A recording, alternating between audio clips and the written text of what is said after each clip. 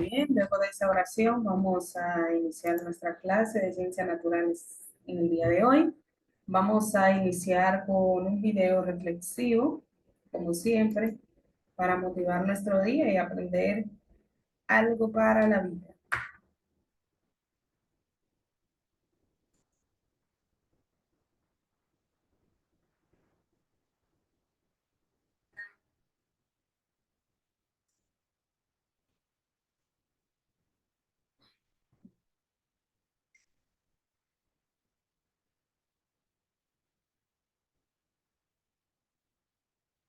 ¿Os habéis dado cuenta de que ciertas acciones de nuestro cuerpo no están realizadas de forma consciente? No somos conscientes de todo lo que ocurre en el interior de nuestro cerebro. Tampoco somos conscientes de todas las conexiones que se producen cuando se genera una emoción o pensamiento. Neurofeedback, la clave para dirigir nuestro cerebro. Nuestro cerebro contiene billones de neuronas, y estas son imposibles de cartografiar para saber exactamente dónde se sitúa el origen de una dificultad. Únicamente tenemos constancia desde los años 30 de que los intercambios de datos entre las neuronas producen un pequeño campo electromagnético, el cual sí que podemos medir y estudiar. Esto se llama electroencefalograma o EEG. El neurofeedback es justamente el estudio del cerebro gracias a la medición de esta actividad eléctrica. Situando unos electrodos en la cabeza, es posible leer las señales eléctricas emitidas por el cerebro. Estas señales nos indican el estado mental en el que nos encontramos, puesto que son características para cada uno de ellos. Por ejemplo, estando relajado con los ojos cerrados, la frecuencia dominante de las señales emitidas por el cerebro es generalmente entre 8 y 13 hercios. Pero ¿cómo funciona? Donde interviene la magia del neurofeedback es en que si informamos a nuestro cerebro de sus propios mecanismos o patrones, este puede aprender a corregir espontáneamente estas señales gracias a un feedback visual y/o auditivo, y así rectificar y modificar las ondas y conexiones que no son las óptimas. Viene a ser como tener un profesor al lado que nos indica los errores y le permite a la persona corregirlos. Concretamente, una sesión funciona así. Os colocamos un gorro en la cabeza con varios sensores sobre el cuero cabelludo y unos clips en cada lóbulo de las orejas que nos sirven de referencia para poder medir la actividad cerebral. Cada sensor va a leer la actividad eléctrica, que será grabada y comparada a la actividad neutra de cada lóbulo de las orejas. Y empieza la sesión. Está completamente dirigida por el ordenador. Cada vez que las señales indican que se origina o empieza una turbulencia por una variación excesiva de amplitud, el programa detiene el sonido o música o interrumpe brevemente el videojuego o película según el caso. Es precisamente este microcorte el feedback que permite al cerebro volver al presente y así aprender inconscientemente a estabilizar las señales que emite. Así, y de manera gradual, va a reorganizar sus conexiones neuronales para optimizar sus circuitos.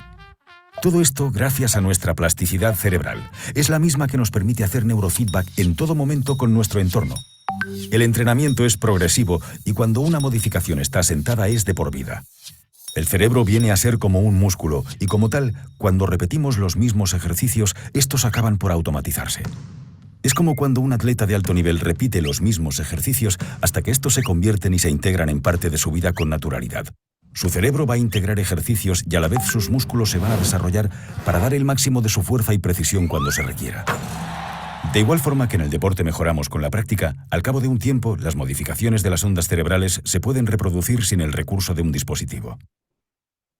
Los beneficios del tratamiento del neurofeedback son generalmente para combatir el estrés, el déficit de atención, la ansiedad, el insomnio, la depresión, el autismo, etc. También es una técnica destinada a optimizar los procesos cognitivos, por lo que no es necesario padecer algún trastorno neurológico o psicológico para beneficiarse de sus efectos positivos. En el campo de la potenciación, el neurofeedback puede ser empleado sin límites. Así pues, puede ser muy beneficioso para atletas de élite, empresarios con altos cargos, ejecutivos, así como para cualquier profesional o persona del ámbito artístico, ya que es de gran utilidad para mejorar la atención, la memoria o la creatividad.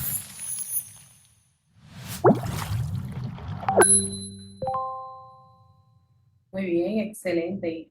Este video acerca del neurofeedback también lo podemos aplicar en nuestra vida diaria con empleando hábitos saludables, los cuales nos van a permitir tomar acciones, aunque involuntarias, buenas para nuestra vida, como por ejemplo buenos hábitos de alimentación, buenos hábitos de estudiar. Muchas veces nos cuesta hacer algo nuevo, y es porque el cerebro no está acostumbrado a hacerlo.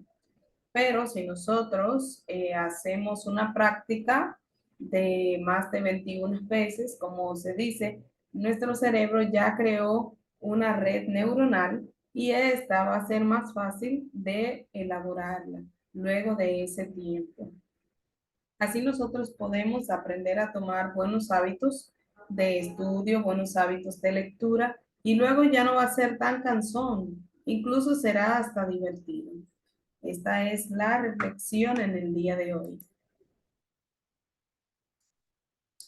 Recordemos nuestros valores de este mes, que son desafío y optimismo. El optimismo nos inspira a mantener una visión positiva del futuro, donde el esfuerzo en nuestras clases virtuales nos preparan para el regreso a las clases con éxito. El desafío nos impulsa a superarnos cada día, recordándonos que cada tarea completada nos acerca más a nuestros objetivos educativos. Aprovechemos esta etapa como una oportunidad para cultivar habilidades autodisciplinadas y resiliencia, construyendo así un camino sólido hacia nuestro crecimiento académico y personal. Hoy vamos a ver el tema de los movimientos de las masas de aire. Nosotros trabajamos un tema en clase pasada que es el tema de la presión atmosférica. Y explicamos varios ejercicios. La presión atmosférica es la presión que ejercen las masas de aire a un determinado cuerpo o superficie. Y vimos varias características que este tenía, como que aumentaba su presión a más elevadas temperaturas y también cambiaba con la altura. Era la tarea, 2 ejercicios, y para ello explicábamos que la presión atmosférica nosotros la calculábamos al multiplicar la densidad por la gravedad por la altura. La densidad se expresa en metros sobre segundo al cuadrado y la densidad en kilogramos sobre metro cúbico. Y la presión en newton sobre metros en pascal, que es una expresión de newton sobre metros cúbicos. La altura, por supuesto, se mide en metros. El ejercicio que vimos decía que dada una altura de agua dentro de una pajilla de 0.08 metros y sabiendo que la densidad del agua es de 1000 kilogramos sobre metro cúbico, entonces debíamos de calcular la presión atmosférica. Entonces íbamos a sustituir cada uno de los valores. Sabemos que la altura era de 0.8 metros, la densidad de 1000 kilogramos sobre metros cúbicos y la gravedad, que no varía, es de 9.8 metros sobre segundo al cuadrado. Y la fórmula nos mandaba a poder multiplicar estos tres datos para obtener la presión atmosférica, dando como resultado que 1000 por 9.8 por 0.8 nos da un valor de 784 pascales, que es donde se mide la presión atmosférica. Muy bien, entonces vamos con el tema de los movimientos de las masas de aire. Y la intención pedagógica en este día es comprender y analizar la dinámica de los vientos y la circulación general de la atmósfera mediante el estudio de los principales factores y mecanismos que influyen en su formación y comportamiento con el fin de adquirir un conocimiento integral que nos permita interpretar los procesos atmosféricos a escala global y local, así como sus implicaciones en el clima, la meteorología y otros fenómenos naturales. Nuestro primer tema, que se encuentra en la página 78, es sobre los vientos.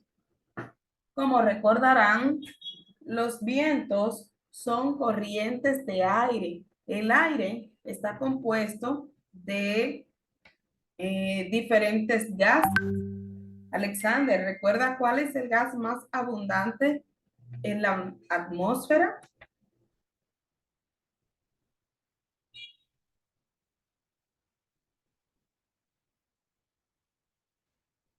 El gas más abundante es el nitrógeno. Vamos a observar el siguiente video para complementar el tema de la página 78 acerca de los vientos y sus tipos. Vamos a prestar atención.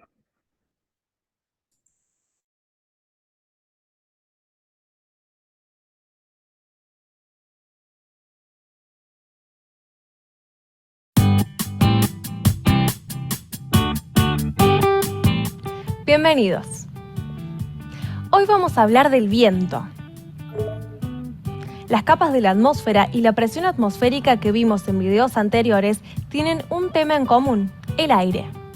Denominamos aire a la mezcla de gases que rodea nuestra atmósfera.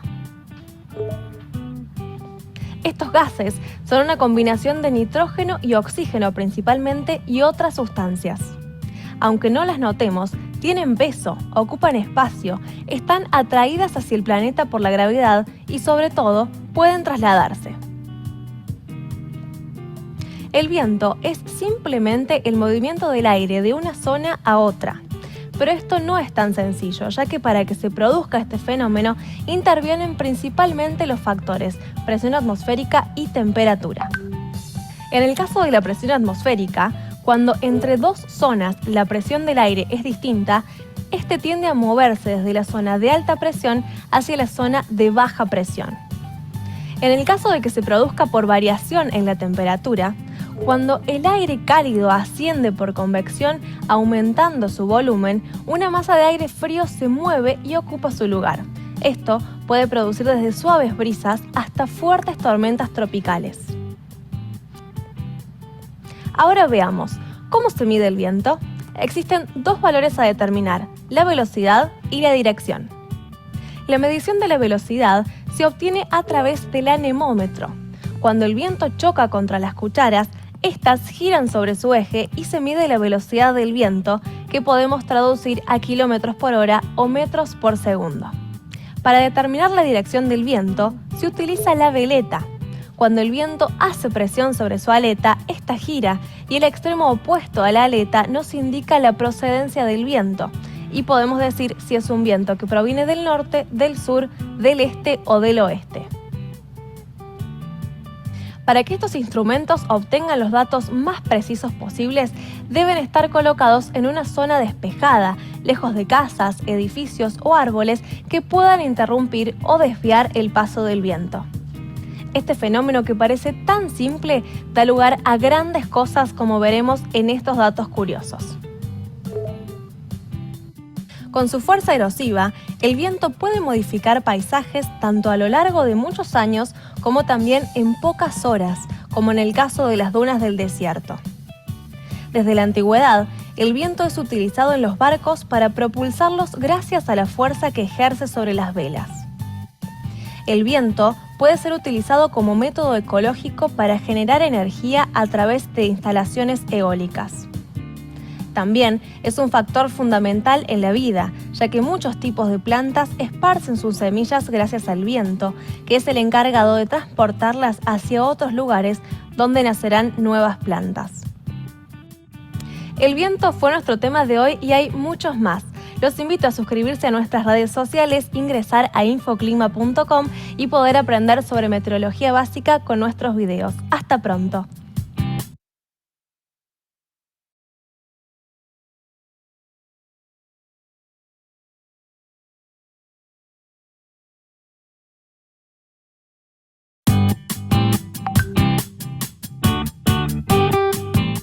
Bienvenidos.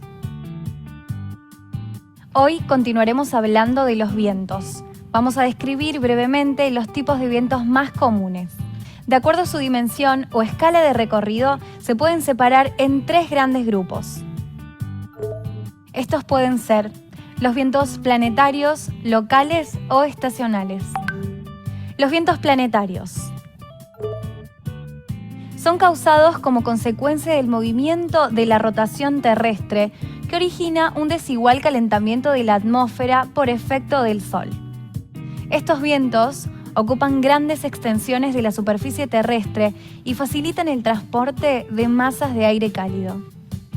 Los vientos estacionales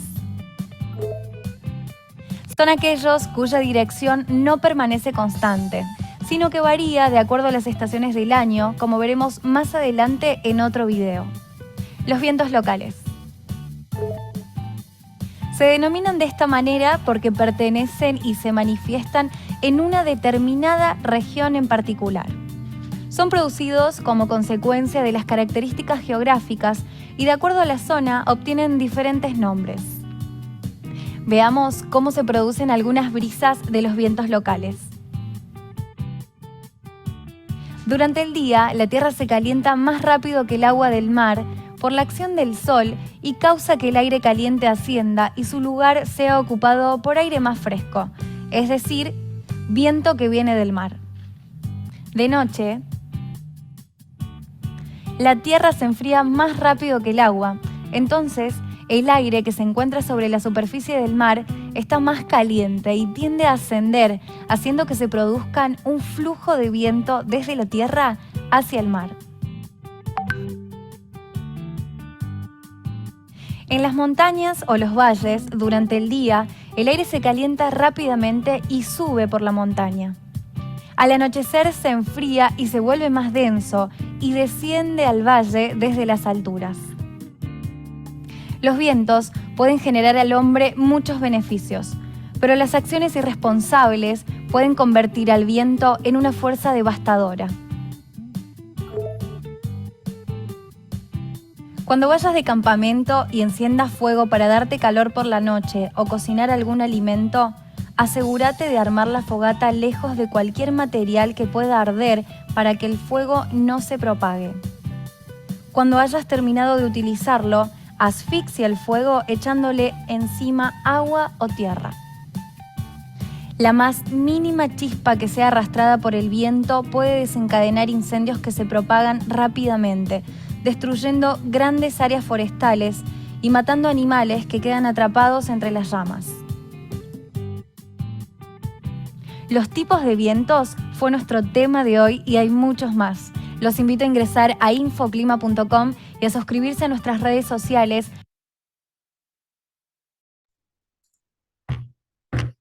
Muy bien, excelente. Eso fue en cuanto a los vientos y sus tipos, que como recordarán en el video son 3: los vientos planetarios, los vientos regionales o estacionales, que son más conocidos como estacionales, puesto que estos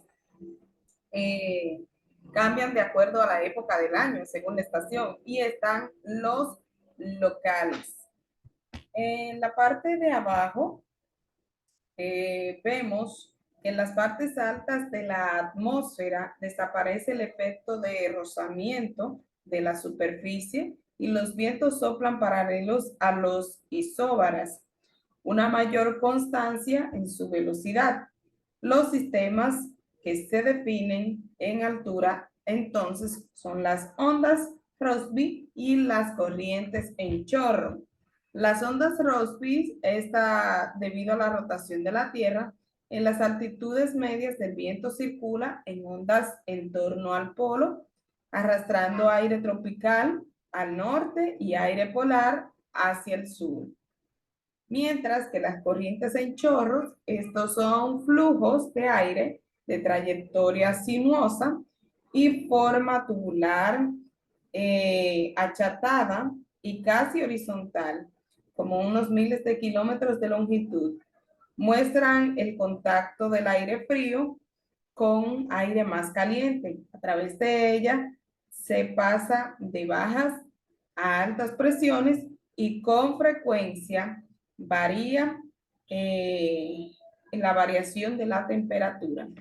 Entonces, los vientos van desde las bajas presiones a las altas presiones y esto cambia el clima. Y por eso es importante conocer acerca de este tema.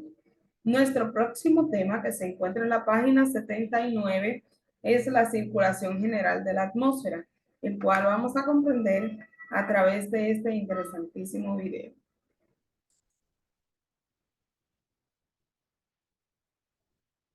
Para continuar aprendiendo sobre meteorología básica,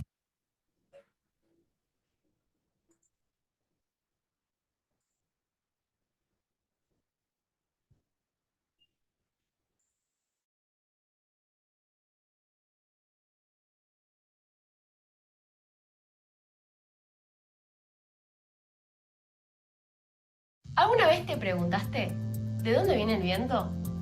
¿Por qué hay desiertos y selvas en la Tierra? Yo te puedo responder eso, pero para ello tengo que presentarte una Tierra más simple. Una Tierra homogénea, o sea que sea solamente de agua, una Tierra que no rote y una Tierra que no tenga eje inclinado. Si esta Tierra la pensamos y la ponemos en el espacio, podemos ver que la energía del Sol se va a distribuir en un área menor en el ecuador y en un área mayor en los polos, lo cual va a generar que el ecuador sea más cálido y los polos más fríos. Así se pensó el primer modelo de circulación, el modelo de una celda para cada hemisferio, llamada celda Hadley, donde se pensó cómo se transportaba el calor entre el ecuador y los polos.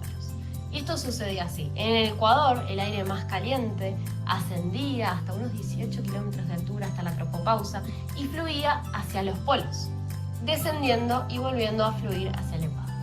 Si esta Tierra la ponemos en rotación, se va a generar el efecto Coriolis, un efecto percibible para un observador terrestre, que va a desviar el movimiento del aire en el hemisferio norte hacia la derecha, en el hemisferio sur hacia la izquierda. Esto va a plantear un modelo un poco diferente, un modelo de 3 celdas para cada hemisferio, donde 2 de ellas tengan vientos en superficie de este a oeste, regidos por la diferencia de temperatura, y una celda en el medio que no se rija por la temperatura, sino que funcione como engranaje entre estas 2 celdas y tenga vientos en superficie de oeste a este. La celda Hadley, la que está en el ecuador, el aire más cálido y menos denso va a ascender de vuelta hasta la tropopausa y va a enfriarse gradualmente fluyendo hacia los polos. En la celda polar, la que está en los polos, el aire más frío y más denso va a descender en los polos y va a fluir hacia el ecuador. En la celda Ferrer, la que está en el medio entre esas 2, va a generar sistemas semipermanentes de bajas y altas presiones,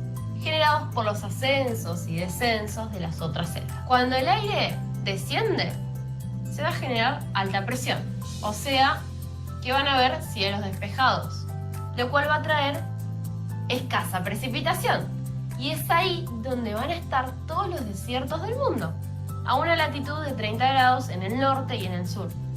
Pero claro, esos son desiertos cálidos y secos. Ahora, si pienso un poquito, en la celda polar el aire más frío y más denso descendía. Entonces ahí también vamos a tener desierto. En la Antártida está el desierto antártico, uno de los más grandes del mundo, y es un desierto frío. Ahora, ¿qué pasa en el caso contrario? En la zona ecuatorial teníamos a la celda Hadley.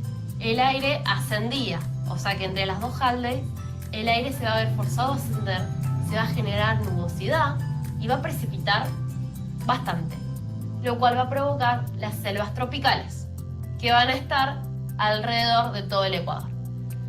Ahora, con todo esto, si traemos una Tierra con eje inclinado, se van a generar las estaciones del año, porque el Sol va a distribuir la energía de manera diferente a medida que la Tierra rote en su circunferencia elíptica. Otra cosa que tiene esta Tierra más realista son los continentes. Se va a generar algo que se llama fricción. La fricción es cuando el viento, el aire, se encuentra con una superficie más rugosa. Entonces se va a ver forzado a frenar un poco, lo cual va a generar en la celda Ferrer que los sistemas semipermanentes de bajas y altas presiones se cierran. Un sistema cerrado de baja presión es un ciclón y un sistema cerrado de alta presión es un anticiclón. Van a girar en sentido diferente en cada hemisferio por el efecto Coriolis, el de rotación. Los continentes también generan una diferencia de calentamiento-enfriamiento entre la Tierra y el agua. El agua tiene mayor calor específico que la Tierra, lo cual significa que la Tierra va a calentarse mucho más y va a enfriarse mucho más que el agua. Y no solo eso, sino que el agua es un fluido, entonces va a transportar el calor alrededor de toda la Tierra y el continente no, por lo cual se va a enfriar menos y se va a calentar menos. Te voy a dejar con una pregunta pensando. ¿Qué crees que pasaría cuando el viento se encuentra con una cadena montañosa inmensa, como son los Himalayas o la cordillera de los Andes?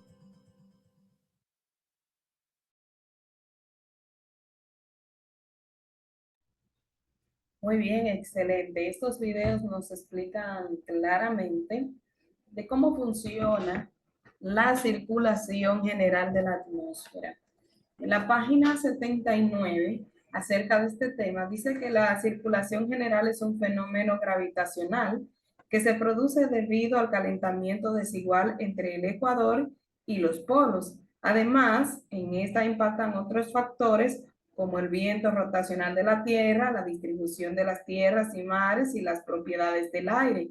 El primer modelo de circulación general de la atmósfera fue propuesto por Hadley, quien explicaba la existencia de dos grandes células convectivas, una en cada hemisferio, donde el aire ascendía en la región ecuatorial por sus elevadas temperaturas, fluyendo hacia latitudes más altas y una vez enfriado, caían entre los dos polos. Con el tiempo, entonces, este modelo propuesto por Hadley se ha hecho modificaciones como la incorporación de una célula en las latitudes medias, como la célula de Ferrel, o en las latitudes. Hoy en día, los modelos no dan tanta importancia a lo que ocurre en la superficie y los puntos de vista que más que términos en las son zonales.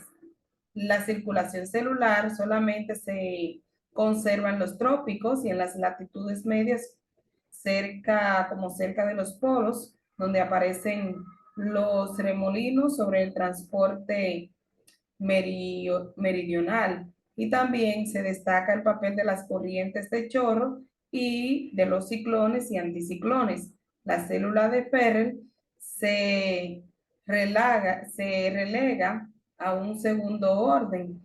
La región polar se ve como una sede de un intenso enfriamiento por radiación y subsidencia general con importancia reducida. El origen de la energía de los vientos zonales se produce entonces por las ondas en movimiento. Ahora se preguntarán ustedes para qué nos va a servir este tema. Bueno, pues conocer el tema de los vientos, nos ayuda en la navegación y el transporte para comprender los patrones de viento, que es esencial para la navegación marítima y la aviación en el transporte terrestre. También está para la predicción del clima. Los vientos son un componente clave en la formación del clima. Entender cómo se mueve este clima, cambian los vientos y ayudan a predecir a corto y a largo plazo, lo que es crucial para la gestión de desastres naturales como ciclones, etcétera, y la planificación urbana. También está como energía renovable. Recuerden que una de las energías es la eólica, donde se utilizan las hélices generadas y esta energía generada por el viento es una fuente de energía renovable. También está la ecología y la migración animal. Muchas especies animales, especialmente aves y algunos insectos, dependen de los vientos para sus patrones de migración. También está la contaminación y dispersión de contaminantes. Los vientos pueden transportar contaminantes atmosféricos como el humo, el polvo, cenizas volcánicas y contaminantes industriales, afectando entonces la calidad del aire y la salud humana. Entender entonces estos patrones de viento nos ayudan a predecir la dispersión de estos contaminantes y tomar medidas para mitigar sus efectos.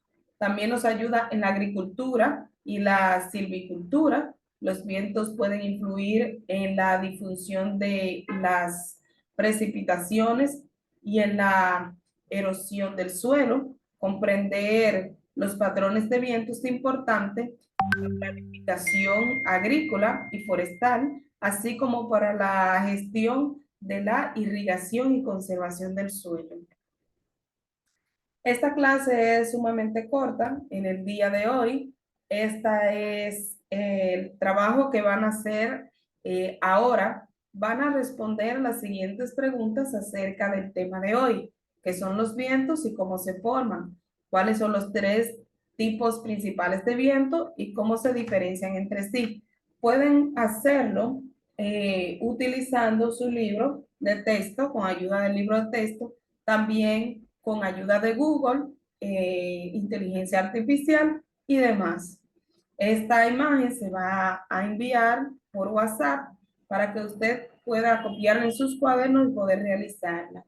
Recordándoles que pronto estaremos en la escuela y que deben de hacer los arreglos pertinentes para que usted pueda estar preparado para recibir sus clases de manera presencial, tomando en cuenta de que todas sus asignaciones, las que se dejaron por clases virtuales, se estarán corrigiendo en los primeros 3 días de manera presencial para poder incorporar las notas del periodo número 2. Esto es cuanto por el día de hoy. Pasen un feliz resto del día. Recuerden que en la tarde se da seguimiento. Si hay alguna puntualidad, también pueden escribirme de manera privada en el chat o por WhatsApp personal. Muy bien. No se me vayan, que vamos a tirar la foto para la evidencia.